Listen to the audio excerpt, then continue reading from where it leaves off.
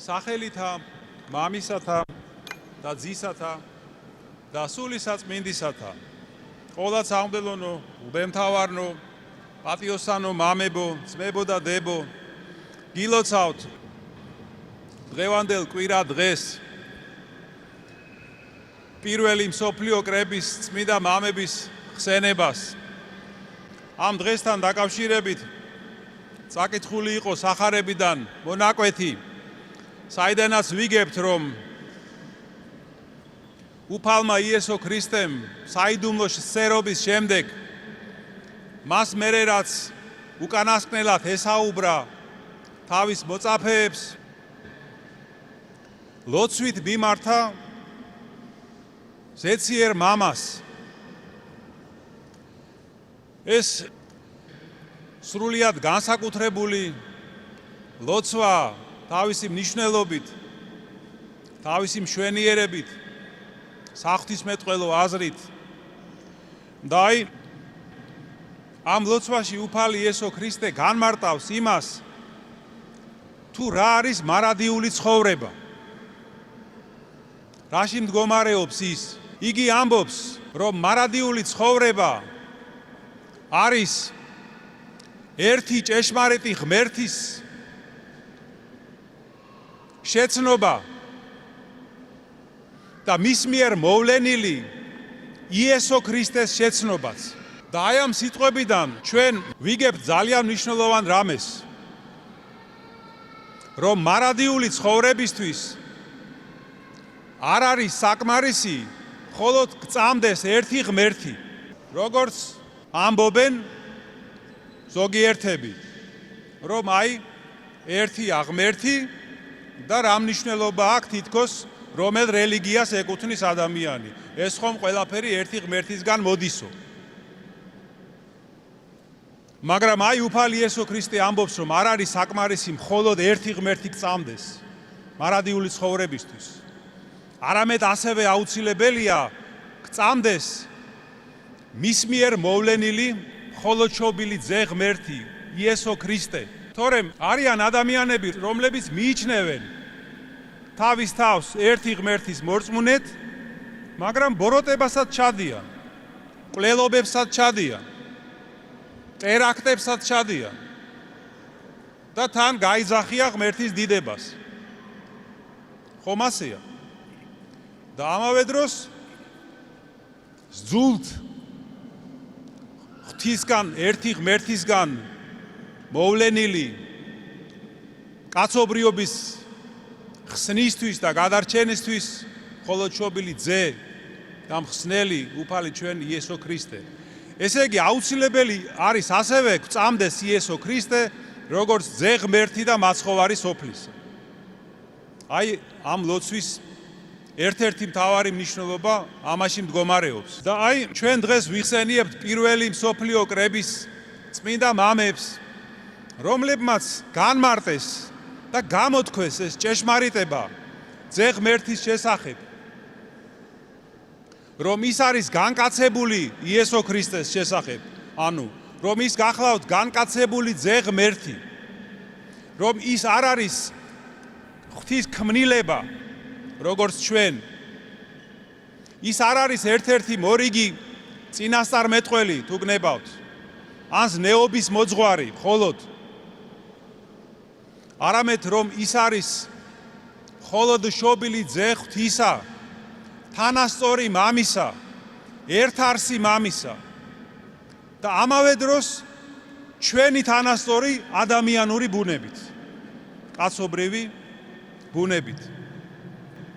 და აი ძვირფასო ძმებო და დებო, ჩვენ მას შემდეგ დიდი კრძალვით და სათუთად ვინახავთ ამ სარწმუნოებას. და ჩვენი ერი ჯვარს ეცვა ამ სარწმუნოების შენახვისთვის და დღემდე მოვიდა ეს სარწმუნოება მაცხოვნებელი. და ჩვენ მადლობთ უფალს, რომ ღმერთმა მოგვიწოდა ჩვენ თავის ეკლესიაში, რომ ვისაზრდოთ აი ამ მარადიული ცხოვრების წყაროსგან, რომელზეც საუბრობს უფალი იესო ქრისტე ამ ლოცვაში, რომელსაც სამეუფეო ლოცვასაც უწოდებენ ხშირად. აქ უფალი იესო ქრისტე ასევე ლოცულობს მოციქულებისთვის და ზოგადად ყველა მორწმუნისთვის, ანუ ჩვენთვის, ყველა დროის ქრისტიანისთვის. როცა ამბობს, რომ რათა ესენიც ჩვენსავით ერთი იყვნენ, გულისხმობს თავის ერთობას მამას ეციერთთან. და აი ეს ერთობა ქრისტეს მორწმუნეების ერთობა და ნათესაობა ჩვენი სულიერი სრულიად განსაკუთრებულია. ის აღემატება ყოველგვარ ხორციელ ნათესაობას, ნათესაურ გრძნობებს და ურთიერთობებს, ასევე მეგობრულ ურთიერთობებსაც. რადგან ეს ნათესაობა ქრისტეს მიერი სრულიად განსაკუთრებულია. ის მომდინარეობს ერთი პურიდან და ერთი ბარძიმიდან. და როდესაც ჩვენ ქრისტეს სისხლსა და ხორცს ვეზიარებით, ჩვენ ყოველთვის განვაახლებთ ჩვენში ამ ერთობას ერთმანეთთან და ღმერთთან. და შევიგრძნობთ ჩვენს თავს ქრისტეს ერთიანი სხეულის წევრებად, რაც როგორც ამბობს წმინდა პავლე მოციქული, არის ეკლესია, რომლის თავიც ვინ არის? თვით უფალი ჩვენი იესო ქრისტე. და აი უფალმა ჩვენ გვიანდერძა, გვიბრძანა, რომ შევინარჩუნოთ ეს ერთობა მისგან ბოძებული. ეს არის ერთი წმინდა კათოლიკე სამოციქულო მართლმადიდებელი ეკლესიის ერთობა და ჩვენ გვართებს ვიღვაწოთ, ვიშრომოთ და ვილოცოთ ამ ერთობის შენარჩუნებისთვის, რომ არ შედრკეს, არ შეირყას ეს ერთობა, არ დაირღვეს. ამისთვის უნდა ვიღვაწოთ და თუ ვინმე ამ ერთობას განუდგა, უნდა ვეცადოთ, რომ კვლავ დაბრუნდეს ერთიანი ეკლესიის ამ ერთობის წიაღში და ეზიაროს მარადიულ ცხოვრებას, რომელიც ჩვენ გვეძლევა ღმერთის ეკლესიაში, იესო ქრისტეს ეკლესიაში. კიდევ ერთხელ გილოცავთ, ძვირფასო ძმებო და დებო, დღევანდელ დღესასწაულს. დღეს ჩვენ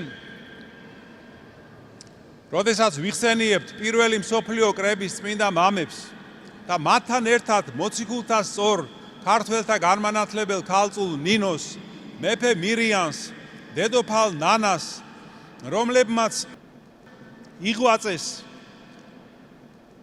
ამ სარწმუნოების ქრისტეს წმენის მართლმადიდებელი სარწმუნოების გამტკიცებისთვის, გავრცელებისთვის.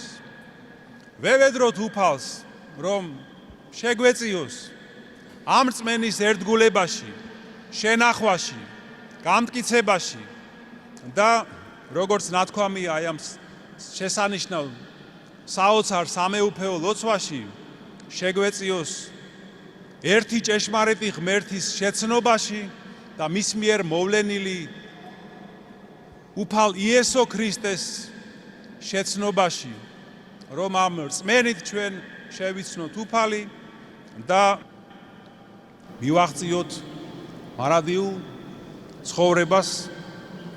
ამინ. ჩვენთან არის ღმერთი.